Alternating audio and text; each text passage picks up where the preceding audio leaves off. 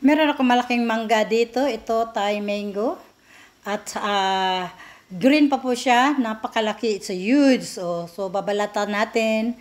At gagawa pala ako ng Thai mango salad. So, yung hindi pa nakakaalam kung anong Thai mango salad, ito po ay sa Thailand, famous po sa kanila yung manggang hilaw. Na meron silang manggang hilaw na hindi maasim tulad nito. Hindi po yan siya maasim. Crunchy siya, malutong. Basta ang sarap niya. May asim man kunting-kunti lang. So, binalatan ko na nga at nagamit lang din po ako ng peeler na pang strip. Yan. So, para mas mabilis. Kaya kung wala kayong ganyan, pwedeng gayong gamit ng kutsilyo. So, tingnan nyo. O diba, napakaganda. Julienne, tsaka yung maganda yung parang pantay yung laki niya. So, ito na nga ang ating mango. Ayan. Ganun lang siya kabilis. Ang laki ng mangga na to, no? Sa Thailand po yan siya. So, kumbaga sa atin, ang tawag yung mango carabao ba yun? Ayan. So, may sibuyas ako dito. Gayatin siya ng maninipis lang. So, ang pala nito, ang lasa pala nito, medyo matamis-tamis, manghang, tsaka may crunchy, gawa doon sa peanut, maasim-asim, spicy. Basta masarap siya talaga. Kung makatikim kayo nito, matikman nyo to, magugustuhan nyo sure. So, yun nga, hiwa-hiwa lang tayo dito ng sibuyas, tapos, chili, meron akong chili dito, red and green. So, yan, hihiwain natin maliliit. So, kung gusto nyong mahang na mahang, pwede nyong dagdagan ng chili. At kung ayaw nyo naman ng masyado mahanghang, kunti lang, tulad nito. Hindi ko to dinamihan, hindi ko nilagyan ng yung maliliit. Kasi dito, sa Singapore, merong itong siyang klaseng chili na to, hindi po siya masyadong mahanghang. Meron pong pinakamahang, ang tawag nila ay chili padi. Kumbaga sa atin yung chili na na maliit, ganun. So, meron din ganun dito yan sa Singapore. So, ganun yun yung pinakamanghang. So, hindi ako gumamit nun kasi masyadong manghang yun. Yung iba kasi kakain ayaw ng masyadong hang. So, meron din akong kamatis dito. So, slice lang po natin.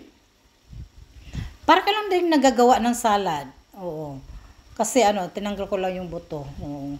So, napaka-fresh niya kainin. At pwedeng pwedeng kumbaga pampagana ba. Maubos yung bahaw. Ayan, iniwa-hiwa ko din yung ating kamatis na maliliit lang din. Tinanggal ko ng seed kasi ayaw ko ng seed. So, ayan na nga. So, ganun lang.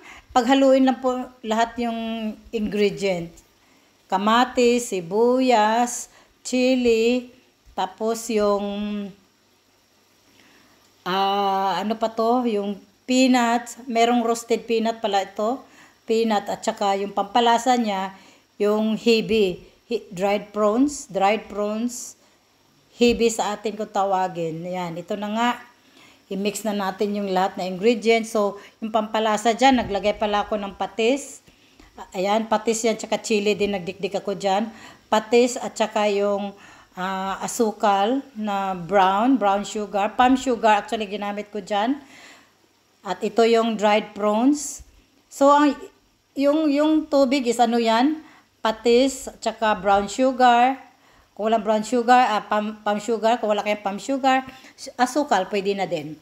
So, asukal, patis, at saka, ayan, yung hibi, yung dried hibi. Yung hibi, isasangag nyo lang kunti, siyempre para maluto. So, ito na yung ating hiniwang mangga. So, ayan na, ipaghalo lang natin. So, ganun lang kabilis. Napakabilis. Hindi na kailangang lutuin. Salad nga eh. O, diba?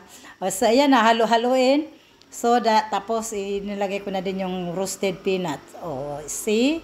Napakabilis lang at napakasarap nito, promise. Gawin nyo to. Kasi sa atin, diba, sa Pilipinas, maraming mangga. Tapos, kung masyado namang maasim yung mangga natin dyan, pwede nyo dagdagan yung sugar. Basta ang lasa niya po, medyo maasim-asim gawa doon sa tamarin. May tamarin juice din to eh. Tamarin yung binuhos ko kanina, tamarin juice, patis, tamarind juice, patis, at saka yung asukal. Tsaka yung chili. Nagdikdik ako ng chili kasi para mahang talaga siya. So, at ito na nga, natapos na natin i-halo-halo, mix. So, lalagyan natin ng para naman siya may green, ng coriander. Kung ayaw nyo naman yan, pwede namang wala din. Okay lang. Ako mahilig sa coriander. Naman tawag dyan sa atin ng coriander? Hindi ko din alam. So, ganyan lang. So, another peanut, roasted peanut. Yung peanut, luto na yan pala yung binili ko. Hindi ako nag-roast. Luto na siya, ready-made na. Yung binibili natin na ready to eat. So, yan ang ginamit ko. So, ayan na yung ating papaya salad. O, di ba? Napakabilis lang. At napakasarap nito. Alam ko yung mga nakakatikim nito, alam nyo na yon. O, di ba? So, tasting time na. Ayan, talagang so, lalagyan natin. Pag nag-try, dapat mayroong din, yung kamatis, yung sibuyas, tsaka yung gravy niya. So, yan. So, yan na po siya. So, salamat sa pag-watch. Sana na-enjoy kayo at sana nagustuhan nyo. At kung gusto nyo i-try, itag nyo lang po sa akin. At don't forget to like, comment, and share. Click the notification bell para updated kayo kung meron akong bagong upload. So, salamat sa support nyo lagi at salamat sa pagwa-watch. Sana hindi kayo magsawa mag-watch ng aking video at I try my best na makapag-upload every day kasi talagang napaka-busy sa work.